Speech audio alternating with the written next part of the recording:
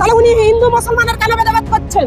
করবেন না এটা। আপনি গোপনে মানে ওই মুসলমানদের খাবার প্রিয় ভাবে খেয়ে নেবেন গপ গপ করে, অথচ সেই মুসলমানদেরই আপনি টানা হাসরা করবেন, তাদের ছিঁড়বেন কাটবেন, কেন করছেন? আপনারা দেখে নিন, আপনারা খবর নিয়ে নিন। ভালো ভালো মাংস খেতে যখন উনি এত পছন্দ করেন, তাহলে তাদের নিয়ে কাটাছেড়া কেন করবেন? ও কাটলে মাংস ভালো খেতে পারবেন? আজকে বাংলার মেয়েরা যেভাবে খেপে উঠেছে, তো আমার সামনে খেয়ে ফেলবে একটা শুভেন্দু অধিকারী, শিশির অধিকারীর তার বাবা। আর যদি দুজন থাকে সেটা আপনারা খুঁজে বের করুন। যে রোহিঙ্গাদের বের করবে, ওকে তো নিজেই দেশ ছাড়া হতে হবে, যেহেতু ওর মা গায়ত্রী দেবী নিজে আসছেন বাংলাদেশ থেকে। তো ও কাকে বের করবে? আগে তো ওকে বের করবো। আমাদের যদি বেরোতে হয় এই পশ্চিমবাংলার মানুষদের, তা আগে তো শুভেন্দু অধিকারী বেরোবে, গায়ত্রী অধিকারী। শুভেন্দু অধিকারী বলছে যতই করো আক্রমণ আবার জিতবে সনাতন 26-এ। জয় হরি বল। শুভেন্দুকে একটা কথাই বলে দেবো, যতই করা হামলা আবার জিতবে বাংলা। কেন আমি একটু গেলাম রাজনৈতিক ক্ষেত্রে, ওরা তো অনেক রাজনৈতিক করছেন, আমি রাজনৈতিক ছাড়াই কথাটা বলতে বাধ্য হলাম। আজকে বাংলার কোনায় কোনায় যেভাবে ওই শুভেন্দুর বিরুদ্ধে খেপে উঠেছে মানুষ, আজকে বাংলার মেয়েরা যেভাবে খেপে উঠেছে, ও তো আমার সামনে খেয়ে ফেলবে এক একজন। কেন খাইবে?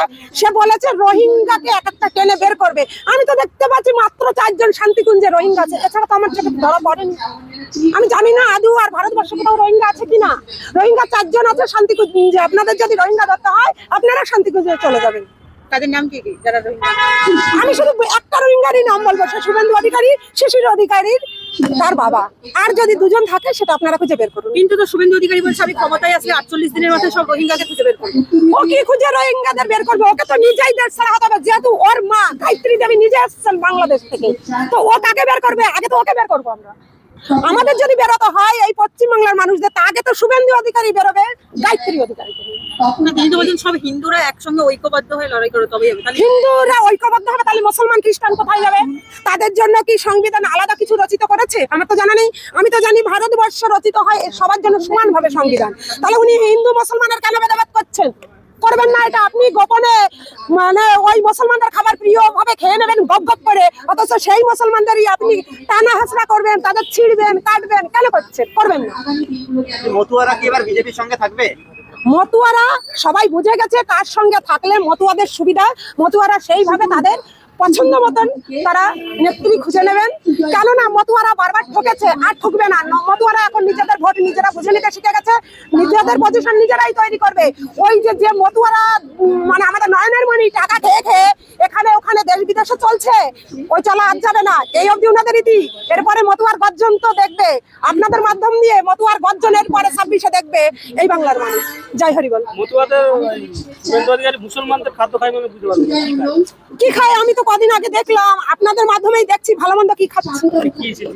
সে জিনিসটা আমি বলবো না, আপনারা দেখে নিন, আপনারা খবর নিয়ে নিন। ভালো ভালো মাংস খেতে যখন উনি এত পছন্দ করেন, তাহলে তাদের নিয়ে কাটাছেড়া কেন করবেন? ও কাটলে মাংস ভালো খেতে পারবেন? নির্বাচন কমিশনার একটা কথা বলছে যে একটাও বিদেশি নাগরিক যেন কোনো কিছু না থাকে, তার ব্যবস্থা আধিকারিকদের করতে হবে। ঠিক আছে, নির্বাচন কমিশন যেটা বলেছে আমি মাথা পেতে নিচ্ছি, কিন্তু নির্বাচন কমিশন যাদের দিয়ে এই রোহিঙ্গা তারাও এই যেগুলো করছেন পলিটিক্যাল যে কথাবার্তা, সেই মানুষগুলো আগে তারা রোহিঙ্গা খুঁজতে খুঁজতে উনি একটু শান্তিকুঞ্জে যাক, ওনাদের তারাক, তারপর আমরাও তাড়িয়ে চলে যাবো এ দেশ থেকে। অসুবিধা কি? আগে উনি যাবেন, গায়ত্রী দেবী ওনার ছেলেকে নিয়ে যাবেন, তার পিছনে পিছনে আমরা সবাই যাবো। কে বলেছে হিন্দুদের ভয় নেই, মুসলমানদের ভয় নেই, ইয়েদের ভয় নেই? কারোর ভয় নেই। এই বাংলার সবাই সমান। না মুসলমানের ভয় আছে, না হিন্দুর ভয় আছে, না খ্রিস্টানের ভয় আছে, না বৌদ্ধর ভয় আছে। জাতি ভেদাভেদ করবেন না, নারী আর পুরুষ সবার উপরে একজন।